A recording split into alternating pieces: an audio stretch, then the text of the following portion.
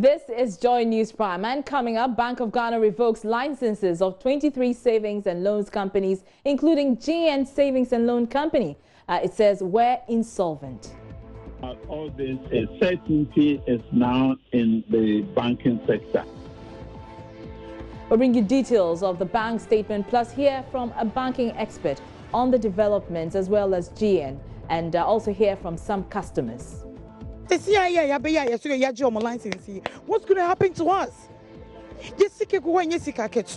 Because sweat, it is our hard-earned money, and we're not going to give it away just like that. National Association of Graduate Teachers, NAGRA, say they will defy Ghana Education Service Directive for teachers to return from their vacation to begin the next academic year. It ought not be compulsory. Teachers must be given the opportunity. Those who want to go must then go. Even then, they must be compensated for their effort. Okay. And that must be discussed. We have made our intention very clear that it's against the Labour Act and teachers need to rest. We'll hear from NAGRAT and bring you more details on the new curriculum, which is scheduled to come into force from the next academic year. Also, Minority in Parliament describes as dubious the 1.5 million new jobs figures put out by government on Thursday, insisting unemployment levels have increased and not decreased, as claimed by the employment minister. We are cautioning the government to desist from churning out dubious and fabricated employment figures and rather seek the right figures from the GSS they previously rubbished and holistically tackle the worsening unemployment situation. More on that later. In business, financial analyst expresses worry about the impact of closure of some financial institutions on access to credit by SMEs.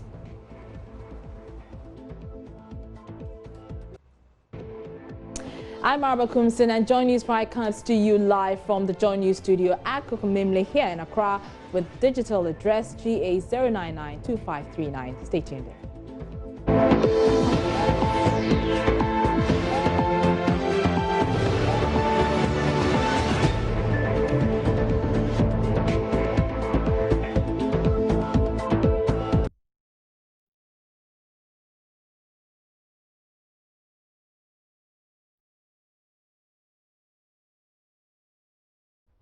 Thanks for staying with us. Now, in our first story, the Bank of Ghana has revoked the licenses of 23 insolvent savings and loans companies and finance house companies. Those affected include Dr. Papa Kwesi Ndum's GN Savings and Loans Company.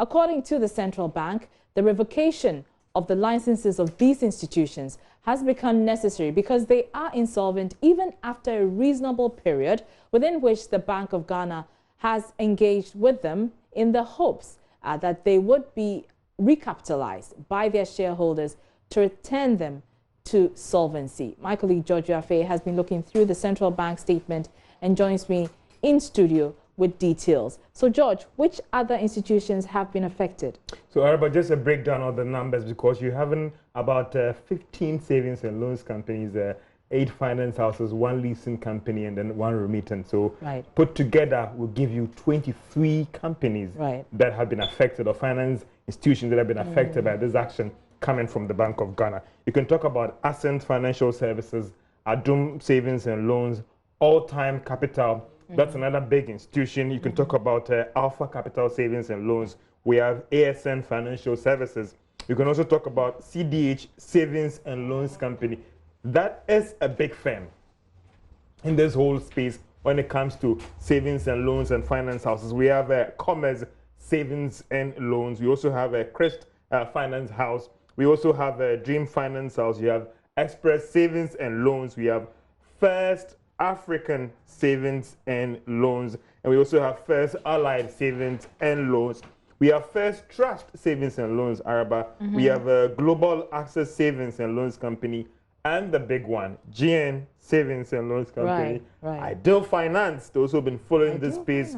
Ideal has also been affected as well. Then let's come to IFS Finance Services, Legacy Capital Savings and Loans, Midland, if you could recall, when the lady went to that bank to withdraw his or her money, and then that altercation between her and the police officer. Right. Midland is also going down. We have Sterling Financial Services, UniCredit, part of the Dufour holding, financial holding, and Women's World Banking, just down here. Now that is interesting now because Data Bank has some interest in this company. Okay. And if you go through the statement from the Bank of Ghana, they said that as far back as 2017, they were having some problems. They engaged them, trying to see how they can help with the situation, but it looks like that didn't work. So these are the total 23 companies. That's a lot. 15 of them are savings and loans companies, 8 of them finance houses, and then the rest is there's one remittance company and then one leasing company. Right, interesting. That's a tall list, but I guess the question on the minds of customers is what happens to our funds? Does the Bank of Ghana say anything about what steps it's taking to protect depositors' funds or pay the depositors? Interesting. And just quick one, a little bit of a trivia if you want to look at that way, that all these cleanup have happened in the month of August. This month marks 2 years since UT and then Capital Bank were down. If you could cast your mind back, it could be also a year, the 5 banks and all the rest. And interestingly, sometimes it happens on a Friday. We don't know why. So all these things are happening at this particular time. But the Bank of Ghana itself has, just like what happened in the commercial banking space, in the microfinance space, they have appointed an individual called Eric Nipa. He is a country part, one of the partners at accounting firm PricewaterhouseCoopers. So he's a receiver. He is the person that the Bank of Ghana has appointed to lead this process in terms of taking over these institutions, see the liquid asset that you can recover, assess that Araba indeed owes or has some monies deposited at Women's World Banking. Submit the necessary documents that shows that you have the funds to them. They are going to screen these documents and then they'll begin the process of paying the money to you. In some earlier interactions as well with government, we understand that some monies have been provided for this. We also understand that even the initial money that was provided for the microfinance cleanup, there's some left, and government has made another provision after I read the supplementary budget to deal with this. So we understand that the monies have been made available for this one. If you are able to establish that you had some funds with IFS and all those things. That should come as a relief to the customers. But how long is this expected to take? Well, we understand that even with the microfinance, they've started making some payments to these people. But some of them are complaining that when someone says, I had about 20,000 there, I've just gotten 10,000. And some are even saying that I had even more than that amount there, I haven't gotten everything. So there's a concern there with respect to the timing of these people getting their monies on time and all those things. But again, there will be some job losses with respect to this action. But if you follow the sector, some of these firms were just on life support. They were not, some people just went to the work, they sat down, and then they went back home. So it was just a matter of time when would Bank of Ghana move in to do this action after doing the necessary audit, giving these companies some time to correct their position as in their financial position, being solvent, being liquid and all the rest, to try and correct it. And Bank of Ghana believe that they've given them some time, because if Women's World Banking as far back as 2017, they had issues with their books, and they believed that the shareholders would have brought in some significant capital to help the situation, and they've not done it. It looks like, voila, it's over. I see, 2 years, but they couldn't recapitalize. But George, I mean, as shocking as this is, you know, it shouldn't come as a surprise to us, should it? Because the finance minister earlier in the year hinted that this was going to happen. At that time in the interview, we're trying to get from him about the cost of it. The problem is that, yes, the commercial banking space was quite sophisticated, so I mean, very educated people and the rest. But what about the savings and loans, the market to men? Wouldn't that impact on confidence in the banking space? So somewhere in June, July, we spoke to him, and let's watch the finance minister try to explain certain things to us on this whole cleanup of the commercial banking space as well as the non-banking space. I mean, it has been a very expensive exercise. You know, we spent some 12 to 14 billion cedis already, and that's really a stretch on our budget. But somehow we've been able to do that. I think we're going to spend somewhere around $1 billion for the MFIs, and that's ongoing. I think it's gone well so far. And then we need to tackle the SNLs. We are hoping, you know, before September. So yeah, we are gearing ourselves up to find the resources for that. Are you struggling to get the funds? Yeah, you know, yeah. I mean, once a country runs a deficit, you are always struggling to get financing. So that's not, yeah. No, I mean, you've done well, and I want to stick to the numbers. The commercial banking space, things are looking well. Per the numbers, confidence are picking up. The microfinance space and savings and loans is seen as a little bit of informal sector. Are you treading cautiously on how to deal with that space because of the negative effects could be bad? The commercial banking space, we have more informed and formal sector, and therefore maybe the tweaking has worked. What about the non-banking financial space? Are you worried? I mean, it's worrisome in the sense that there may be a lot more citizens involved, and you always worry about people's nest egg, which, as small as it might be, you know, is more significant to them. And so we have to tread cautiously, you know, but there has to be a sense of justice, you know, in what we are doing, so that they don't feel excluded from the potential bailout that we may have to do. But we have to be careful about it, especially those who own those institutions, as to exactly the type of practices that went on. But I think we have all fallen short of the glory of God, and so we need to have empathy, and we need to see how best we can do it within the limits of our budget. The savings and loans, are we having any fair idea of what the rough estimates are telling us the amount we need to do the cleanup? It's very difficult, but it's certainly north of 2 billion, 3 billion. Yeah. You talked about the cost rising, and you talked about with respect to the banking sector cleanup. Are you worried about the cost already that has impacted on the debt stock, which was not planned a year ago or 3 years ago? Are you worried about the rising cost of this? And it could even have a political cost as well, because not everybody appreciate, or people supported that let's put in funds as a government, which happens in every developed economy, to save the banking space. I think one of the speeches that the president gave, he did indicate that he was in this business for the long-term resilience and robustness of the economy. So that's Finance Minister Ken Ofori-Atta speaking to George Rafi some months ago. And, you know, Dr. Indum's company, GN Savings and Loans, is one that stands out the most because his bank was downgraded. We heard that they had then sued government for not paying them what it owes them. But now we're getting reports that GN transferred huge funds to a U.S. entity, and that is in breach of our banking regulations. You've been, you know, digging through some documents on this. What more can you tell us? And again, it was still the Bank of Ghana statement that said that. Sure. It said after they went in to do their audit, they established some huge amount of money as they moved out of the country without the Bank of Ghana realizing that. Okay. And these are deposits. Okay. We don't know whether these are direct deposits coming from the normal retail clients or these are shareholders and all those things. So these deposits, they were transferred to which entity? They were transferred to a firm in U.S. Owned by Dr. Indum's We still weren't able to establish whether he's a majority shareholder or he has interest in these companies, but he moved these funds to these companies, or this company in question in U.S. And Bank of Ghana realized after those funds have moved, and these were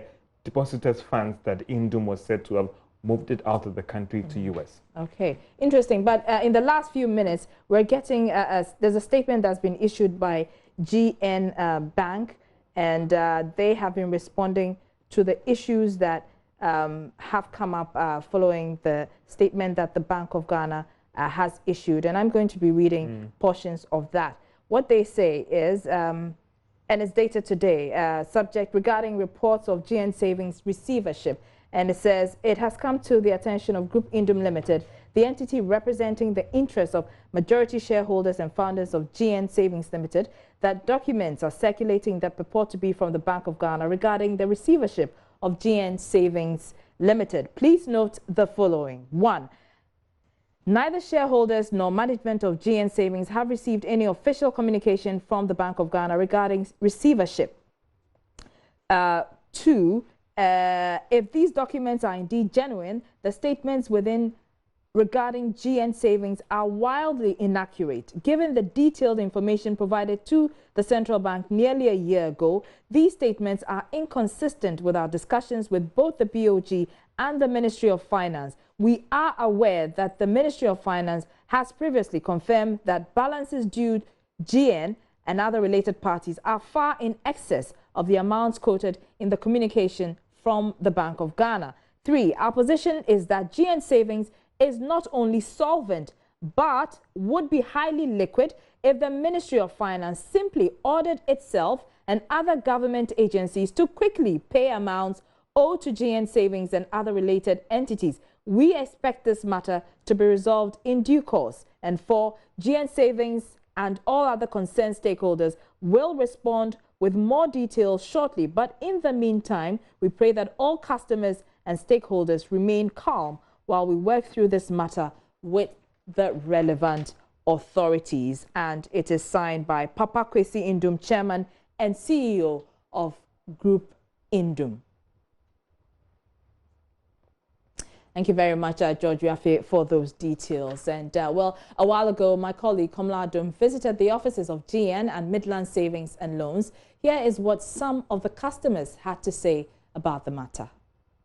Few minutes after the announcement by the central bank that it had revoked the licenses of some savings and loans companies and financial institutions, we're here at one of the branches of the affected savings and loans companies, specifically GN Savings and Loans. We're told that a short while ago, several customers had thronged this place to attempt one final time to demand answers from management and in fact try to retrieve their locked up funds. But that was unsuccessful. I've been speaking to one of the traders here whose sister saved with GN Savings and Loans. She says for the past few months, they've been trying so hard to withdraw their monies from the company, but that has proven futile. My sister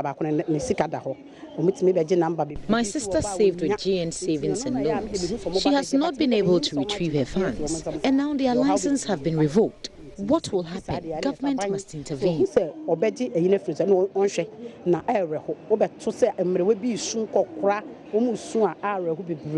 when we got here a few minutes to the close of working day today, a few minutes to 5 o'clock, as the company was wrapping up, they were shutting up the offices here. And as you can see right now there, it's all shut.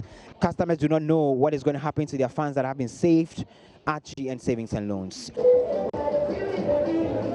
Now, I spoke to another customer who works or banks with one of the other affected savings and loans companies, that's Midland Savings and Loans. She's called Jemima. She says over 2,000 cedis of her investments currently locked up with Midland Savings and Loans. She doesn't know what happens to her funds, and she's been demanding some answers. Seriously, I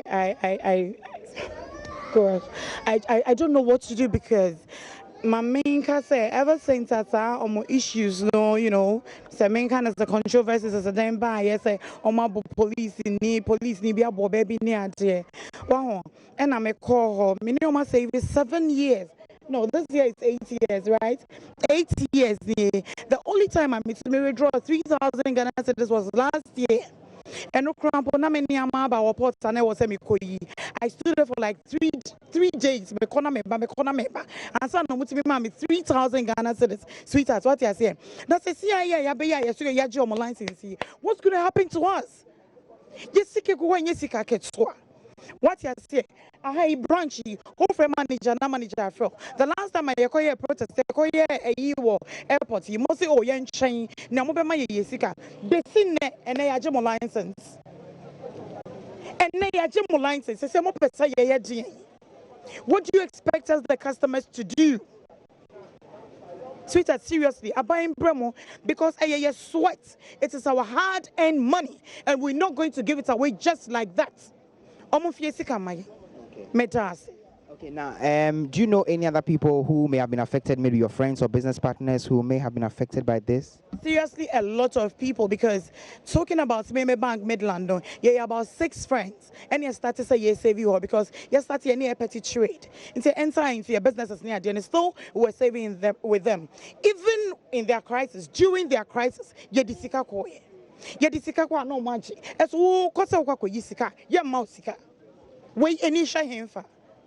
Me pamocho, me stremo. The moment me a yamo dia boy and our hearts are bleeding. Yes, stremo munya na mumfam boy. Why ye pamocho? I have another customer of Midland Savings and Loans. You say you save with Midland Savings and Loans, this particular branch? Yes, I do. Okay. And following the announcement that the license of savings and loans has been revoked, what happens to your savings here? If the licenses have been revoked, what is going to happen to our money? Because we have a lot of money saved here. Personally, I save here. And as a union, we also save here. If I say union, I mean the taxi drivers union. And the Midland, Malata, we save here. So if we save here and you have revoked the license, we have bought a lot of shares. We have money here over 500, let's say 500 million. Or we have a lot of money here. So what is going to happen to our money? How are we going to get it? Now, since the issue with the police happened, they've not been coming. They come here once a while. Around 12 by 1 they are gone, about 2 or 3 people. Now that the license, we even didn't know they have revoked the license till you saying it now. So what are we going to do? As I'm speaking to you now, there is one who needs money urgently because he's at the hospital. He collapsed. He got stroke just somewhere last week. His money is here. We are waiting to get our money to fix our cars back. Those whose cars are spoiled, to fix their cars back. The market women to get their money to let their business go up. So what are we going to do? We understand you also have some monies locked up here at Midland Savings and Loans. Yes, they only me 700. Okay. They started insurance, savings and insurance, and I have some in the insurance, and I have some savings and insurance, okay. Both. And maybe it can be more than that, but okay. I remember I quite remember 700, but maybe it can be more than that. Yes, it will be more than that. And now that we are learning that their license has been revoked, what happens to your 700 cedis and more? I don't know. And some frustrated customers there. Now, Nana Tuo Achampong is a banking expert, and he says the cleanup has brought certainty into the banking sector. He spoke earlier on Top Story with Evan Spencer on Joy FM. Banking and specialized deposit taking institutions, i.e., the universal banks have been cleaned now. Then savings and loans, which we had 39, have been cleaned. Finance houses, which we had 22, have been cleaned.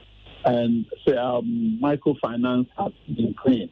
Now, the one left is the rural banks. But rural banks, their problem is different from this negative capital. So that's when the regulator said they are working with their primary regulator, because, you know, with rural banks, the primary regulator is APEC, and then the secondary regulator is Bank of Ghana. So they are working with them to sort it out. So that completes the exercise now. Now, the good thing about all this is certainty is now in the banking sector. Now people shouldn't be looking with any ifs, because by the close of next month, Act 931 will be in place, which is the Deposit Insurance Act, whereby if anything of this sort happens, they are guaranteed a certain amount. Now, in the meantime, the government is the one which is taking the bucket. Nana Tuo Achampong is a banking expert there. We're taking a short break now, but there's still more on this savings and loans saga, the revocation of licenses coming up in business shortly with Sandra Fenu. But still ahead, National Association of Graduate Teachers, NAGRAT, says they will defy Ghana Education Service Directive for teachers to return from their vacation to begin the next academic year. It ought not be compulsory. Teachers must be given the opportunity. Those who want to go must then go. Even then, they must be compensated for their effort. Okay. And that must be discussed. We have made our intention very clear that it's against the Labour Act and teachers need to rest. More from Nagrat, and we'll bring you more details on the new curriculum, which is scheduled to come into force from the next academic year. Details coming up.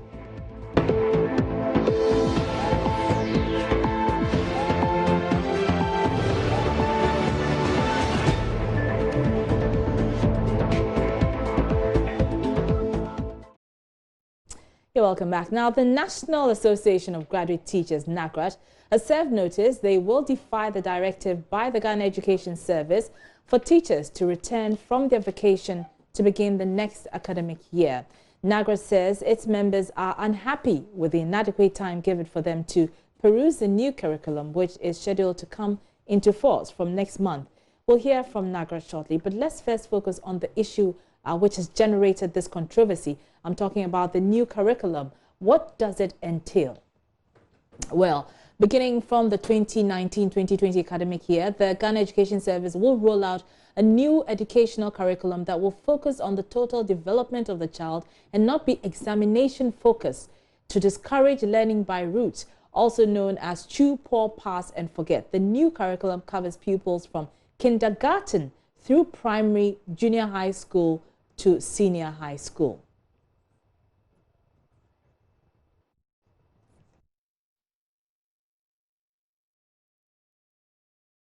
Under the new curriculum, the subjects to be taught at the kindergarten level have been reduced from 7 to 4, which are integrated into themes. And these themes for KG are numeracy, literacy, creative arts, and our world, our people. That's about citizenship.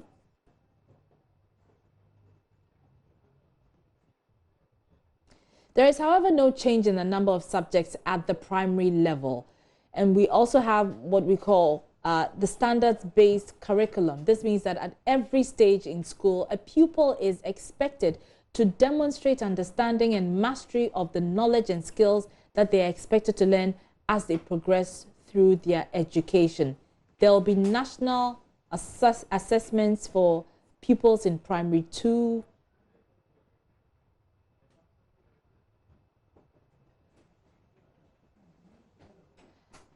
there's,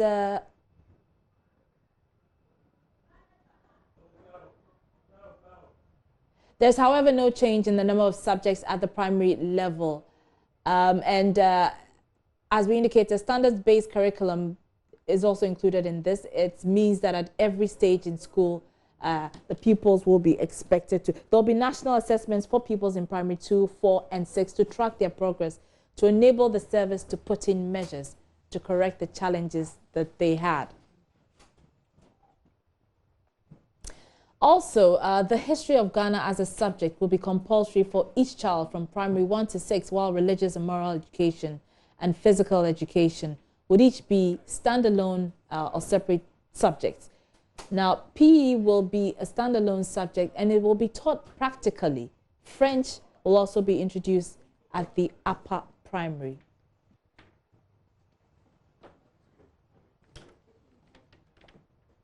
Well, the Director General of the Ghana Education Service, Professor Kwesi Opoku Amankwa, at a news conference yesterday, shed more light on the new curriculum. Watch. The new curriculum is introducing some new things, and we think it's very important that we tell you, and then we get to educate ourselves on it. We have introduced what we call professional learning communities. And what it simply means is that as professionals, as teachers, teaching mathematics, teaching English, as class teachers, we need to meet periodically to review the things that we have taught. For us, every Wednesday, 1 hour,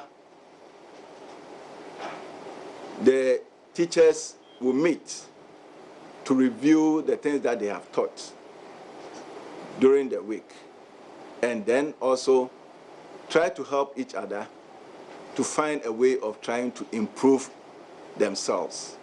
Once the teachers improve themselves, we expect that it will also help in their teaching and learning, and it will help to bring learning outcomes up. Now,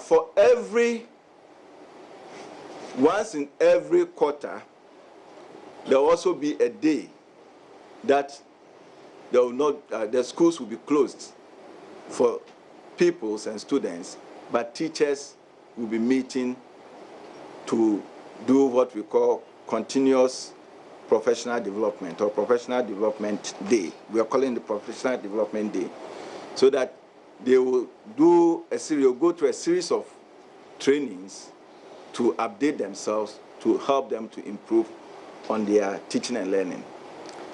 So, as far as the new curriculum is concerned, for starters, they will have their 1 week training. Each teacher will go through 1 week training and have their resource pack.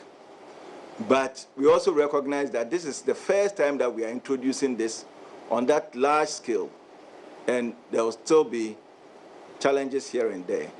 So these two things that we're doing will also help them to update themselves. These are part of the program that they are going to do. And officially, GES, through the ministry and government, will bear the costs for running these professional learning days and the professional learning community times that they will be running in the schools.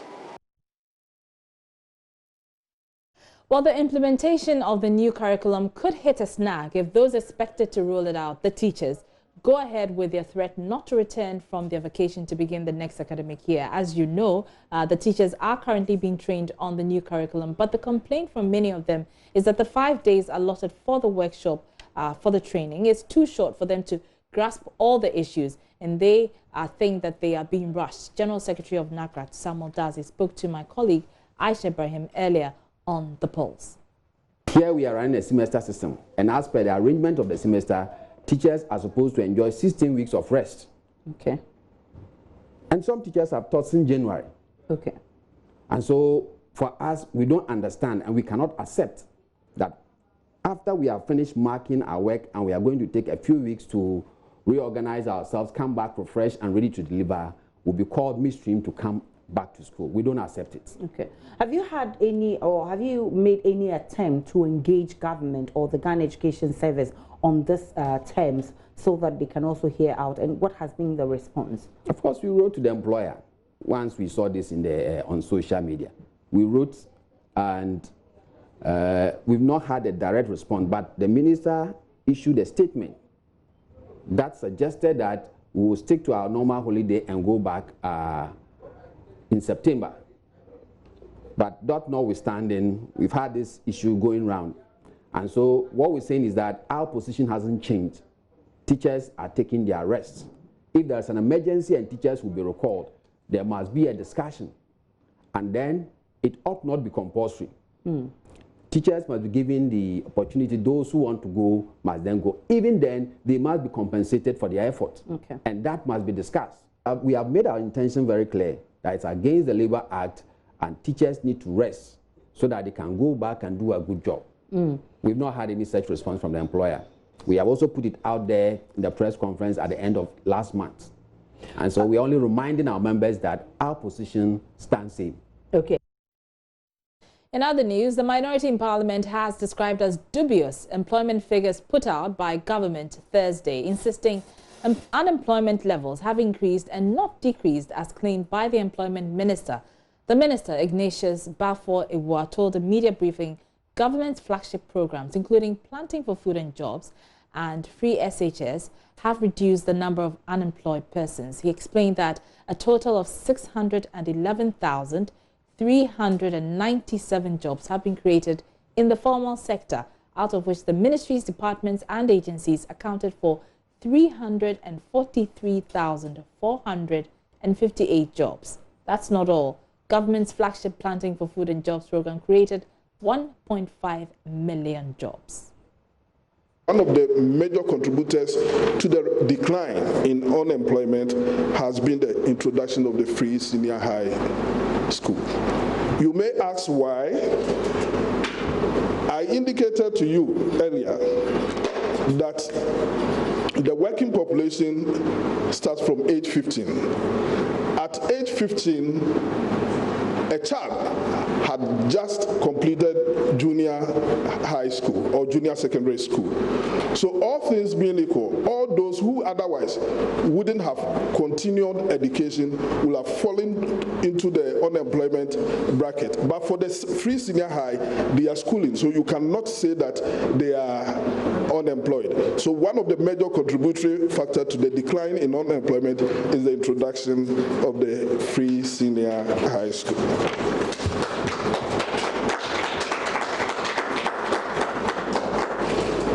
The ever-famous Planting for Food and Jobs program is estimated to have created 1,593 jobs from 2017 to date. Ranking member on the Employment Committee in Parliament, Richard Kwashiga, says claims on jobs created is inaccurate. He's been addressing the media. It is therefore not surprising that the Center for Socioeconomic Studies, CSS, after its work, concluded that over a million jobs have been lost since Nana Addo-led NPP government came into office. If that is anything to go by, then the doubtful jobs of 611,397 created in the MDAs and the private formal sector as posited by the Minister for Employment and Labor Relations in his Meet the Press encounter is still in arrears of well over 400,000 job losses. My dear friends, we are cautioning the government to desist from churning out dubious and fabricated employment figures and rather seek the right figures from the GSS they previously rubbished and holistically tackle the worsening unemployment situation in this country. Ghanaians are already suffering enough to be ridiculed with dubious and fabricated employment figures. The minister also touched on pensions. A lot of the things he said were unclear and do not represent the truth.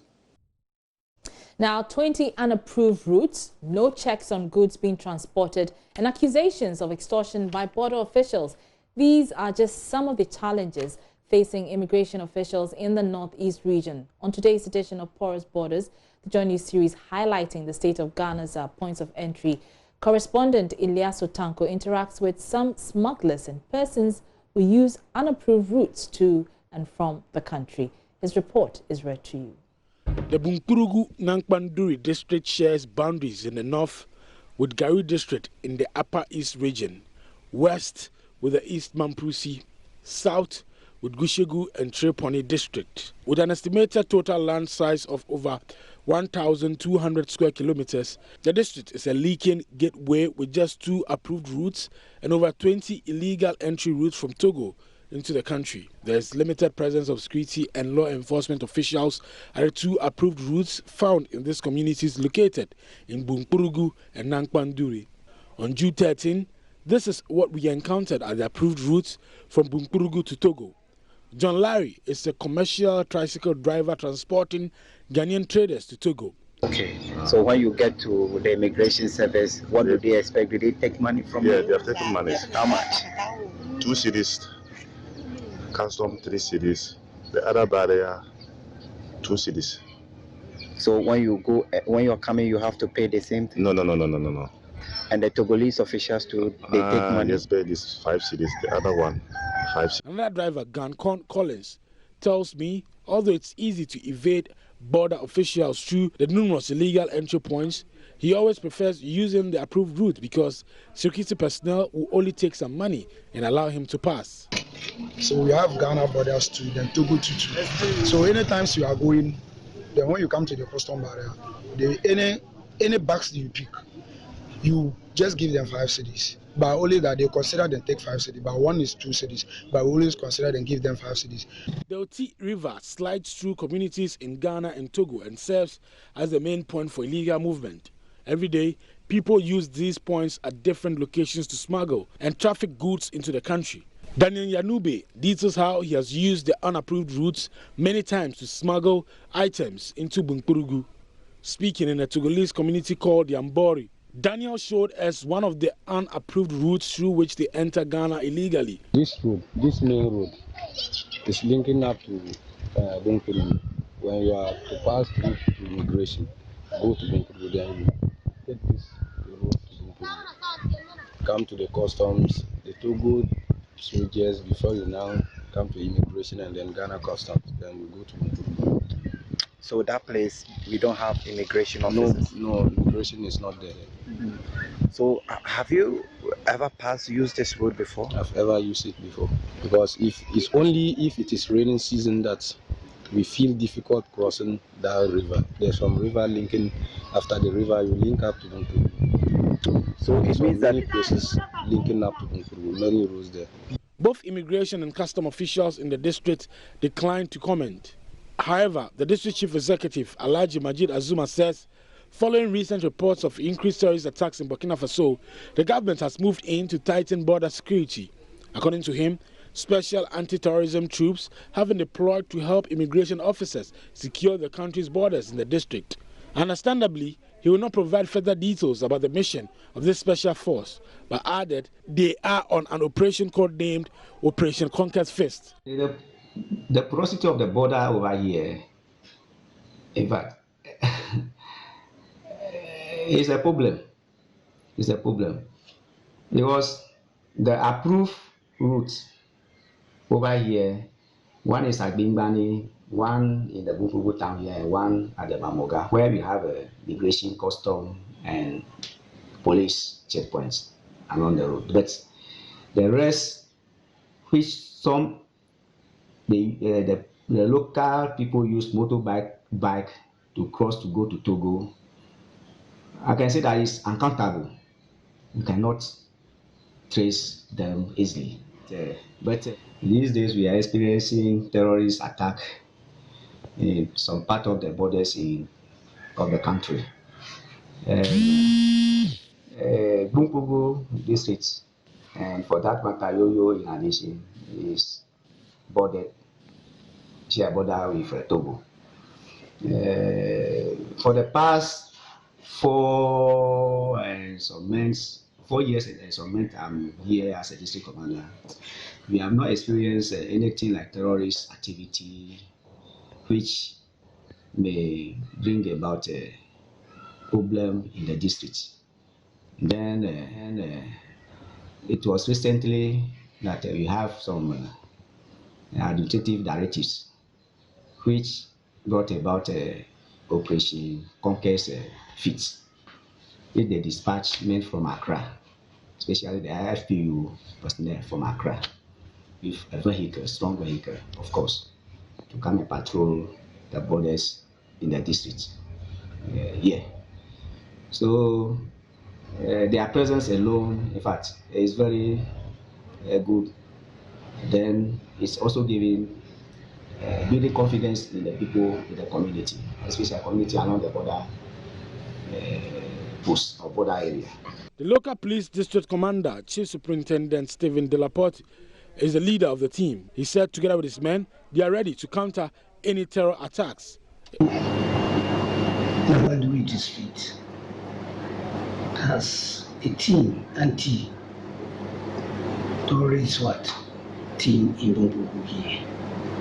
They are here collaborating with our security agencies in town, and they are working tirelessly to see an event that there is such attack or people trying to enter to be able to block such. We are trying to see what we can do to block all this unapproved one. Elias Utango's report for Joy News. Let's talk about the Ghana Grand Tour, shall we? It experienced its most challenging day of riding Friday as British High Commissioner Ian Walker and his riding partner Joel Downham first endured the steep hills and valleys of the Dambai-Jasikan road, followed by the infamous potholes and craters of the 20-kilometer Jasikan-Hohoi stretch. For the riders, it was a grueling test of strength, stamina and willpower. But for the residents of Jasikan and Hohoi, this is a long-standing gauntlet that they've been forced to endure for over 20 years. Koji Yankson traveled across the stretch with the team and has come through with this report. It's lunchtime. Now, we just left Jasikan behind us about an hour and a half ago. We're still outside Hohoi, but it has been quite an hour and a half. If you look behind me, this is the road that the Ghana Grand has traveled for about 90 minutes. But I don't think I should be the one to tell you what the experience was like. Your Excellency, how are you feeling? Tired. I'm not going to lie, that was tough. That was a much harder road than I'd anticipated, and probably I think the toughest road that we've been on since we started up in the very north. What makes it tough? Well, the potholes, I think, were probably more like craters than potholes, massive potholes. And you can see, I mean, thankfully it was dry today so we could get across it, but clearly it's been raining recently, so you can see the kind of consequence of trucks having spun their wheels through it. So very, very deep, and still some water on bits of the road. So yeah, it was tough on a bike, but I reckon in a car or a truck, you know, even more difficult. Maybe in a 4x4, okay, but in a normal car, that's tough. Now, of course, a part of the reason why you wanted to do the Ghana Grand was to see the country. You know, and this is part of Ghana. For sure. You know, a difficult part nonetheless. I wonder how you feel about that aspect of what you've just experienced. Well, it's an interesting kind of juxtaposition because the scenery is absolutely beautiful. I mean, it's just been incredible. I mean, we set off about, 6 hours ago this morning, maybe more than that. And the scenery all the way down from Dambai has been stunning, absolutely stunning. In truth, for the last hour and a half, it's been quite hard to look at it. I've been kind of focusing on the road, but you can see, you know, there's lots of ambition up in OT region. Talking to ministers last night, and you can see how much of a hindrance the road is. That's very kind of clear, because I think as more goods look to come down to the country, having to cross through that, I can well understand is tough. This road has been in this state for decades. I've spoken to locals who tell me that for at least 20 years, this road has been this bad. Traveling from Jasikan to Hohoi shouldn't take 20-25 minutes. But thanks to the horrible state of this road, the Ghana Grand just spent an hour and a half trying to make its way across. Now you can see that this is a road that has been given to the Cocoa Board, one of the cocoa roads. Working with the Ghana Highway Authority, this is a project to fix 20 kilometers of this road. 20 kilometers of the worst, most undulating, pothole, crater-riddled, waist-jerking, bone-shaking road that you can find anywhere in this country. Those who live in either of these two towns, Hohoi or Jasikan, in order for them to either trade, visit, travel to each other, this is the nightmare they have to endure. As I'm speaking to you now, the time Mahama was at the present, he promised that he would do the road. The road was continuing immediately. At the end, the time he just leave from the seat, the road just, be there as if there's no any present in this country. So as I'm speaking to you now, if we go to Accra and go and take goods from Accra and bring it to Hawaii, sometimes we need to take like 3 hours or 2 hours. We take 4 hours, 5 hours to Accra. And now the cars too, we need to take goods from Accra to here. The cars don't want to come to Volta region again. But meanwhile, if you come to Volta region, this is the politician, this is the town that they are coming from before they go to Accra. But when they just go to Accra and they sit down at the parliament, they forget us. So that was Kojo Yankson with that report. They've crossed the halfway, line. So very soon they'll be back in Accra. You're still watching Joy News Prime with me.